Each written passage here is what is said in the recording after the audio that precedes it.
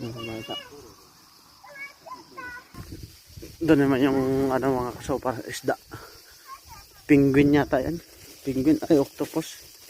Octopus at saka ano. Octopus at saka penguin. Shark. Dolphin pala.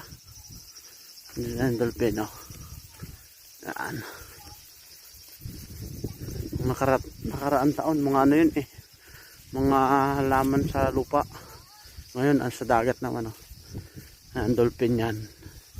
Malaking dolphin. Tingnan nga natin kung magaling ang gawa nila. Kung may butas. Pag may butas yan sa batok, dolphin talaga to. Walang butas. Ayan lang. Dapat may butas yan eh. Hingahan. Dolphin.